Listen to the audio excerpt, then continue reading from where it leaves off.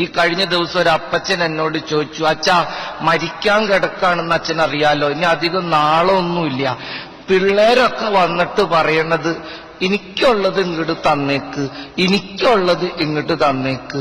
പ്രായമായി കഴിയുമ്പോ നമ്മുടെ പ്രിയപ്പെട്ടവര് നമ്മളോട് എനിക്കുള്ളത് ഇങ്ങോട്ട് തന്നേക്കാൻ പറഞ്ഞ് അവര് ചോദിക്കണത് നമ്മുടെ കഷ്ടപ്പാടും ദാരിദ്ര്യവും രോഗവും വേദനകളും ഒന്നുമല്ല, ഈ ഉണ്ടാക്കി വെച്ചിരിക്കുന്ന സമ്പത്താ. അത് മാത്രം മതി എല്ലാവർക്കും. ഈ കഴിഞ്ഞ ദിവസം കൂടി എറണാകുളത്ത് നിന്നൊരു പെണ്ണ് എന്നെ വിളിച്ചു, അച്ഛനോടൊരു കാര്യം അപേക്ഷിക്കാനാ. പറഞ്ഞു തുടങ്ങിയപ്പോഴേക്കും അവള് വിതുമ്പണ്. ഭർത്താവ് കയ്യിലേക്ക് ഫോൺ കൊടുത്തു. ഭർത്താവ് പറയും, അവള് പറഞ്ഞ അപ്പ ടെൻഷനാണ് അച്ഛാ. ഞാൻ പറയാം എന്താ പ്രശ്നം? അപ്പനെ നോക്കാൻ ആരുമില്ല, എവിടെങ്കിലും കൊണ്ടുപോയി ആക്കണം, ഞങ്ങൾക്കാണെങ്കിൽ തിരിച്ചു പോവും വേണം. അച്ഛന് പരിചയമുള്ളൊരു സ്ഥലമുണ്ടോ?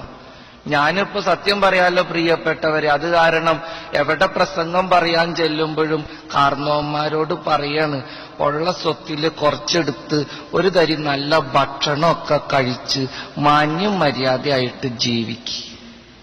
ഇതെന്തിനിങ്ങനെ ഈ ഉപ്പും കല്ലും കടിച്ചു കൂട്ടി? ഈ ചാളയും അയിലയും ഉണക്കമീനും മാത്രമൊന്നുമല്ല മാർക്കറ്റിലുള്ളത്. തിരുത, തൂളി, ആഗോലി, കരിമീൻ, നെയ്മീൻ ആദിയായ മത്സ്യങ്ങളൊക്കെ ഉണ്ട് നമ്മുടെ മാർക്കറ്റിൽ. പോത്തിറച്ചിയും കോഴിയിറച്ചിയും മാത്രമല്ല, താറാവിറച്ചി, കാടയിറച്ചി, ആട്ടിറച്ചി, പലതരം ഇറച്ചികളും എന്നുണ്ട്. ഇതെന്തിനിങ്ങനെ ഈ മുളകും ചമ്മന്തിയും അരച്ച് ജീവിക്കണേ? ശവം എടുക്കാൻ വരുമ്പം ഞങ്ങൾക്കൊരു സന്തോഷം ഉണ്ടാവില്ല, ഒന്നുമില്ലെങ്കിലും തിന്ന് ചത്തതാണ് കർത്താവെന്നെങ്കിലും പറയാല്ല. ഈ മക്കൾക്ക് വേണ്ടി കഷ്ടപ്പെട്ടിങ്ങനെ നടക്കുക ഓരോ ആത്മാക്കള്. അവസാനം സമാധാനത്തിൽ ചാവോ? അതാണ് സങ്കടം. പ്രസംഗം പറയുമ്പോ ഞങ്ങൾ പറയാൻ നിർബന്ധിതരാണ്. ഈ അപ്പൻ മക്കളെ കഷ്ടപ്പെട്ട് നോക്കിയിട്ടുണ്ട്. അതിപ്പോ നിങ്ങൾ ആത്മാർത്ഥമായിട്ട് ഭക്ഷണം കഴിച്ച് മരിച്ചാലും ഞങ്ങൾ പറയും. കുറച്ച് കൊളസ്ട്രോളും ഷുഗറും പ്രഷറും ഒക്കെ വന്നോട്ടെ, ഒരു കുഴപ്പമില്ല. ഈ കാലത്ത് മനുഷ്യന് ഇത്രയ്ക്കൊക്കെ ആയുസുള്ളൂ.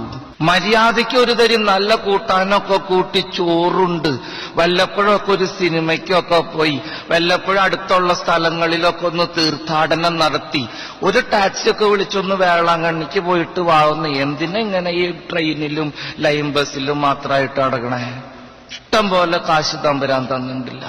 മക്കളാണ് ഏറ്റവും കൂടുതൽ സ്നേഹിക്കണതെന്നും പറഞ്ഞ് നടക്കണവര് അവസാനം പമ്പര വിഡ്ഢികളായിത്തീരും, ഉറപ്പാ. ഞാൻ സാധാരണ പറയാറുണ്ട്, നിന്റെ പ്രതീക്ഷയ്ക്കൊത്ത് നിന്നെ സ്നേഹിക്കാൻ ഈ ലോകത്ത് നിനക്കൊരു പട്ടിക്കുഞ്ഞിനെ പോലും കിട്ടൂ.